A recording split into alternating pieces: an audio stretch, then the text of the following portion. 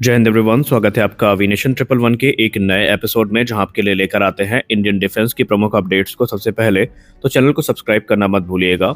आज के टॉपिक की शुरुआत करें उससे पहले कल जो हमने F-35 को लेकर एक रिपोर्ट दी थी, उसमें एक नया डेवलपमेंट हुआ है, उसके बारे में आपको जानना ज़रूरी है।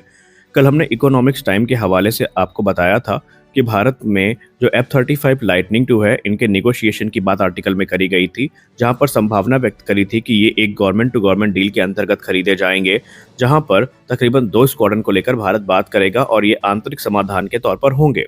लेकिन इन सारे अटकलों के बीच में भारत के डिफेंस सेक्रेटरी ने ANI को दिए गए इंटरव्यू में चीज़ों को और ज़्यादा स्पष्ट कर दिया है और उन्होंने बहुत सारी कन्फ्यूज़न थी जिससे पर्दा हटा दिया है।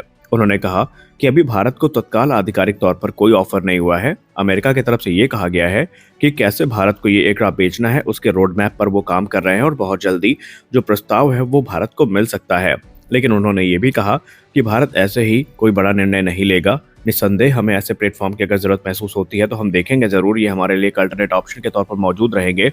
लेकिन इससे पहले हम सर्विसेज की रिक्वायरमेंट को देखेंगे, उसके बाद अवेलेबल जो ऑप्शंस हैं उनको कंपेयर करेंगे और जो हमारे हित में ज़्यादा होगा हम उसको लेंगे।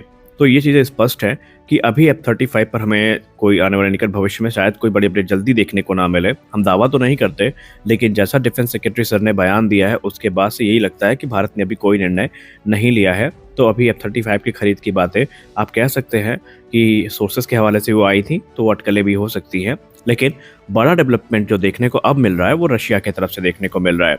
और निस्संदेह अगर व्यक्तिगत ओपिनियन दिया जाए तो इस समय F-35 को पूरी तरीके से आउट क्लास कर चुका है जब हम बात करते हैं ऑफर्स के बारे में और फ्रीडम के बारे में।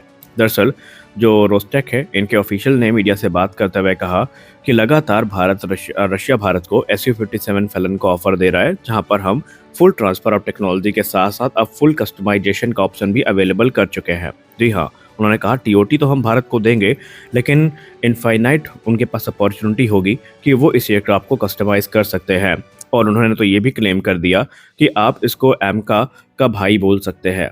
इस कथन के पीछे का कारण ये है, उसको उन्होंने कहा कि भारत कर है एमका में। भारत ने एमका के लिए बहुत सारी इंडिजिनस टेक्नोलॉजीज को विकसित किया है, बहुत सिस्टम्स को विकसित किया है और उनको वो एमका में इनकॉर्पोरेट कर रहा है। सेम काम आप हमारे Su-57 के साथ कर सकते हैं, जहां पर भारत अगर चाहेगा तो जो भी भारत इंडियन मेड सिस्टम है उसको इंटीग्रेट करना चाहेगा, रशिया उसको करने के लिए तैयार है। उन्होंने कहा कि हम मेक इन इंडिया इनिशिएटिव का समर्थन करते हैं और नासिक प्लांट, जहां पर भारत सुखोई 30 MKI का प्रोडक्शन करता है, वहां पर बहुत 60% जो टूल्स और कंपोनेंट्स हैं वो कंपैटिबल है Su-57 से। यानी भारत अगर चाहे तो लोकल मैन्युफैक्चरिंग नासिक प्लांट पे शुरू कर सकता है। इसमें बहुत ज़्यादा मॉडिफिकेशन की वहाँ ज़रूरत नहीं पड़ेगी और हम यही चाहते हैं कि लोकल प्रोडक्शन और टेक्नोलॉजिकल कोलैबोरेशन हो, क्योंकि हमारा इतिहास भारत के साथ ज़्यादा अच्छा रहा है और हमने बेहतरीन फाइटर्स भारत को प्रोवाइड किए हैं। सबसे खास बात तो ये है कि रशिया के ऑफर में एक चीज़ मेंशन करी गई है कि Su-57 लोकली मैन्युफैक्चर किए जाएंगे भारत में हिंदुस्तान एरोनॉटिक्स लिमिटेड के द्वारा, जैसे भारत सुखोई 30 को करता है। इसके अलावा प्रपोजल में एक और चीज़ कही गई है कि एडवांस मीडियम कॉम्बैट एयरक्राफ्ट को हम लोग शुरू से मॉनिटर कर रहे हैं और अब हम लोग भारत की ज़रूरत को समझ चुके हैं। ये एयरक्राफ्ट अभी भी डिज़ाइन फेज में है और अगर भारत चाहे तो रशिया इस प्रोग्राम में भारत की मदद कर सकता है और एयरक्राफ्ट को जल्द से जल्द वास्तविक रूप में लाने के लिए भारत का जो सहयोग है वो रशिया करने के लिए तैयार है। Su-57 को हमने एक आंतरिक समाधान के तौर पर पिच किया है, क्योंकि भारत की जो फाइटर कैपेबिलिटीज़ है हम समझते हैं भारत किन चैलेंजेस का सामना कर रहा है और ऐसे में अगर ये एयरक्राफ्ट आ जाते हैं भारत में तो भारत का एक जो सर दर्द है वो ख़त्म हो जाएगा।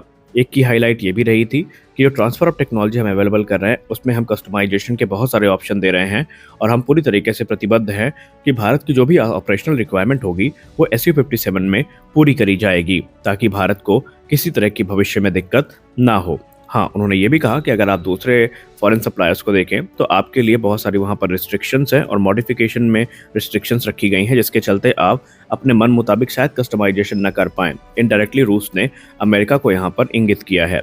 लेकिन उन्होंने कहा कि जब हमारी बात आती है तो भारत को हम ये फ्रीडम देंगे कि भारत अपने मन मुताबिक यहाँ पर काम कर सकता है। इनफैक्ट जो हमारे जर्नलिस्ट हैं उन्होंने उनसे क्वेश्चन भी पूछा कि क्या भारत के पास ये फ्रीडम होगी कि हम रशियन सिस्टम को भी रिप्लेस कर सकते हैं लोकल जो डेवलप्ड सिस्टम है। तो उन्होंने कहा कि इसमें कोई संदेह नहीं है कि कस्टमाइजेशन के ऑप्शन रशिया बहुत सारा दे रहा है और इसके लिए हम एक डिटेल डिस्कशन करेंगे और पूछेंगे कि क्या क्या चीज़ें रिप्लेस करने के लिए इच्छुक हैं आप। तो जहाँ तक होगा हम पूर्ण सहयोग करेंगे और भारत के लिए एयरक्राफ्ट को ऑपरेट करना काफ़ी सुगम बनाएंगे। क्योंकि हम सब जानते हैं कि भारत इस समय काफ़ी ज़्यादा कस्टमाइजेशन सुखोई 30 MKI में कर चुका है और अब हमें भारत की कैपेबिलिटी पर भरोसा भी है कि भारत इस चीज़ को अच्छे से कर सकता है, तो हमें किसी प्रकार की दिक्कत यहाँ पर नहीं है। देखिए, एक बात तो क्लियर है कि रशिया का Su-57 भारत के लिए अभी भी one of the best option है जब बात फ्रीडम की आती है और प्राइस की आती है। सबसे खास बात तो ये है कि अगर हम इंजन की बात करें तो इंजन को लेकर एक कन्फ्यूज़न है। कुछ रिपोर्ट्स कहती हैं कि रशिया भारत को AL-41 के साथ ऑफ़र कर रहा है और कुछ ये कहती हैं कि आने वाले भविष्य में भारत को AL-51 का ऑप्शन भी दिया जाएगा। लेकिन अभी यहाँ पर जो AL-51 इंजन है, ये बेसिकली अपने डेवलपमेंटल फेज़ से गुज़र रहा है, तो इस पे कोई स्पष्ट टिप्पणी नहीं करी गई है। निस्संदेह AL-51, जिसको स्टेलिया 30 के नाम से भी जाना जाता है, ये ज़्यादा इम्प्रूव्ड है, ज़्यादा अच्छी सुपर क्रूज़ कैपेबिलिटी प्रदान करेगा।